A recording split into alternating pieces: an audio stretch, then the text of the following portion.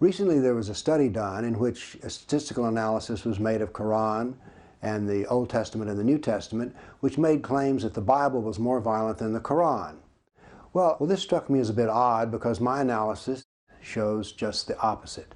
Now the difference you'll see is that my analysis matches the headlines that you read in the morning. First off, this is a part of the school of multiculturalism, which wants to insist that all cultures are equally valid, and if the Quran is violent, then the New Testament must be as violent, and the Old Testament must be as violent as well. Well, let's define violence first off. I define violence as political, physical violence. That is, when Cain kills Abel, this to me is not political violence. Because what I'm interested in is, in the Old Testament, how Jews kill non-Jews, and in the New Testament, how Christians are ordered to kill non-Christians, just as when I measure violence in the Quran, the Sirah, and the Hadith.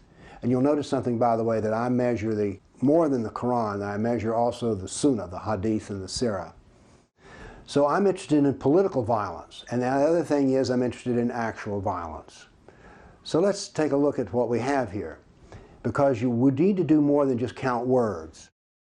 Let me give you an example. I gave a talk one time at a college which had a lot of Muslims in the crowd, and when I mentioned how violent the Quran was, in particular the Quran of Medina, a student raised his hand and says, well, I've searched on my device here, and the word jihad only occurs this many times in the Quran. I said, I'm not measuring the counting of the word jihad. I'm interested in measuring the actual act of jihad. Let me give you an example, sir. You know as well as I do that in the Quran there's a verse which refers to the sleepiness and tiredness of the warriors. Well, guess what? This is taken from the Battle of Badr. It does not include the word jihad, but virtually the entire surah is written about the Battle of Badr. So we want to measure the entire idea, not just what sentences occur. When I do this work, I find that I get a different result.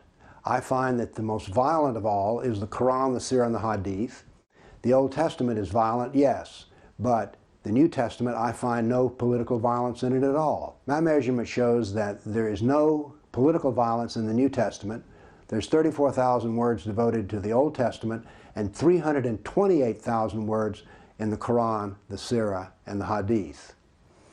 So I measure political violence. Now, by the way, there's one more difference here. Most of the violence in the Old Testament is historical in nature. It describes tribal violence, it describes invasion, but these are history lessons. They are not prescriptive. The bad thing about the violence in Islam is it is prescriptive. Indeed, there are parts of it which say that this violence is to go on until every human being says there is no God but Allah and Muhammad is his prophet. Now, you'll notice there's another peculiar thing about my measurement of the violence, which is this. My violence measures what you read in the morning news.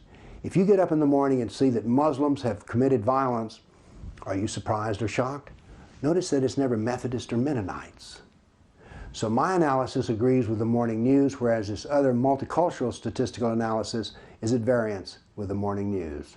Thank you much.